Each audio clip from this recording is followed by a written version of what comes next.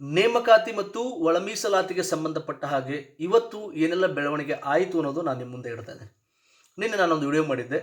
ಏನಂದರೆ, ಒಳ ಮೀಸಲಾತಿ ಮಸೂದೆಯನ್ನು ರಾಜ್ಯಪಾಲರು ವಾಪಸ್ ಕಳಿಸಿದ್ರು ಸರ್ಕಾರಕ್ಕೆ. 3 ವಿಷಯಗಳಿಗೆ ಕ್ಲಾರಿಫಿಕೇಷನ್ ಕೇಳಿದರು. ಒಂದು, ಬಡ್ತಿಯಲ್ಲೂ ಕೂಡ ಅಂದರೆ ಪ್ರಮೋಷನಲ್ಲೂ ಕೂಡ ಒಳ ಮೀಸಲಾತಿಯನ್ನು ಮಾಡಿದ್ದಾರೆ ಆ ಒಂದು ಮಸೂದೆಯಲ್ಲಿ. ಅದಕ್ಕೆ ಸಂಬಂಧಪಟ್ಟಂಥ ಒಂದು ಸ್ಪಷ್ಟೀಕರಣ. ನೆಕ್ಸ್ಟ್, ಸುಪ್ರೀಂ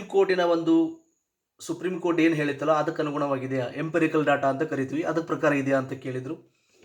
ನೆಕ್ಸ್ಟ್, ಅಲೆಮಾರಿ ಸಮುದಾಯದ ಸ್ಟೇಟಸ್ ಏನಿದೆ, ಅಲೆಮಾರಿ ಸಮುದಾಯಕ್ಕೆ ಯಾವ ಸ್ಥಾನಮಾನ ಇದೆ ಈ ಒಂದು ಕಾಯ್ದೆಯಲ್ಲಿ ಅಂತ ಈ ಒಂದಿಷ್ಟು ಪ್ರಶ್ನೆಗಳನ್ನು, ಸ್ಪಷ್ಟೀಕರಣವನ್ನು, ಕ್ಲಾರಿಫಿಕೇಷನನ್ನು ಕೇಳಿದರು.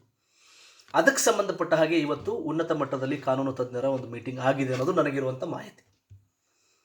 ಓಕೆ, ಅಟಾರ್ನಿ ಜನರಲ್ಲು, ಚೀಫ್ ಸೆಕ್ರೆಟರಿ ಮತ್ತು ಭಾಳಷ್ಟು ಕಾನೂನು ತಜ್ಞರೆಲ್ಲ ಸೇರಿಕೊಂಡು ಮೀಟಿಂಗ್ ಮಾಡಿದ್ದಾರೆ. ಯಾಕಂದರೆ ಸರ್ಕಾರ ಭಾಳ ಖುಷಿ ಪಡೋ ವಿಚಾರ ಏನಂದರೆ, ಸರ್ಕಾರದಲ್ಲಿರುವಂಥ ಎಲ್ಲರೂ ಮಂತ್ರಿಗಳು ಎಲ್ಲರೂ ಕೂಡ ಬೇಗ ನೋಟಿಫಿಕೇಷನ್ ಆಗಲಿ ಅಂತ ಮಾತನಾಡ್ತಾ ಇದ್ದಾರೆ.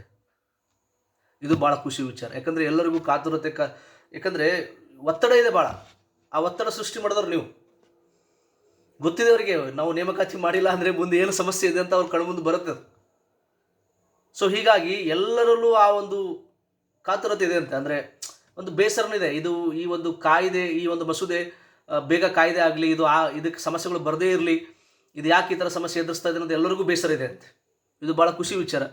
ಸೊ ಹೀಗಾಗಿ ಸರ್ಕಾರದ ಒಂದು ಮನಸ್ಥಿತಿ ಇದೆಯಲ್ಲ, ಅದು ಬದಲಾಗಿದೆ ಅನ್ನೋದು ನಾವು ಇಲ್ಲಿ ಸ್ವಲ್ಪ ಖುಷಿ ಪಡಬೇಕು. ಯಾಕಂದರೆ ನೇಮಕಾತಿ ಮಾಡಲೇಬೇಕಾದ ಒಂದು ಅನಿವಾರ್ಯತೆಯಲ್ಲಿ ಸರ್ಕಾರ ಇದೆ. ಇಲ್ಲ ಅಂದರೆ ಅವರು ಮುಂದೆ, ಈಗ ಸ್ಥಳೀಯ ಸರ್ಕಾರದ ಚುನಾವಣೆಗಳಿದೆ, ನಗರ ಸ್ಥಳೀಯ ಸರ್ಕಾರದ ಚುನಾವಣೆಗಳು, ಆಮೇಲೆ ಗ್ರಾಮೀಣ ಸ್ಥಳೀಯ ಸರ್ಕಾರದ ಚುನಾವಣೆಗಳು, ನೆಕ್ಸ್ಟು ಪದವೀಧರ ಮತಕ್ಷೇತ್ರದ MLC ಇದೆಲ್ಲ ಇದೆ.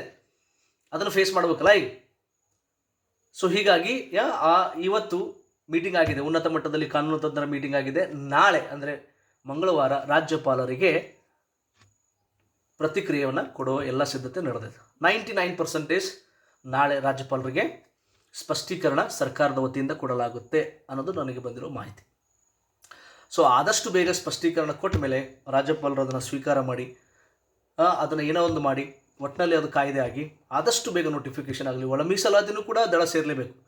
ಈಗ ಭಾಳ ಜನ ಏನು ವಿಚಾರ ಮಾಡ್ತಾರೆ, ಒಳ ಮೀಸಲಾತಿ ಬಿಟ್ಟು ನಾವು ಸಪ್ರೇಟ್ ನೇಮಕಾತಿ ಹಂಗೆ ಬರೋಲ್ಲ, ಹಂಗೆ ಮಾಡೋಕ್ಕಾಗೋದೇ ಇಲ್ಲ. ಈಗ ಇಷ್ಟು ದೂರ ಬಂದುಬಿಟ್ಟಿದೆ, ತುಂಬ ದೂರ ಕ್ರಮೇಣ ಬಂದುಬಿಟ್ಟಿದೆ. ಈ ದಡಕ್ಕೆ ಸೇರಬೇಕು, ಆ ದಡಕ್ಕೆ ವಾಪಸ್ ಹೋಗೋಕ್ಕಾಗಲ್ಲ, ಹಾಗಿದೆ ಪರಿಸ್ಥಿತಿ. ಯಾಕಂದರೆ ನಾನೀಗ ಅದನ್ನು ಮತ್ತೆ ಡೀಟೇಲ್ ಹೇಳಲ್ಲ. ಸೊ ಒಳ ಮೀಸಲಾತಿಗೆ ಒಂದು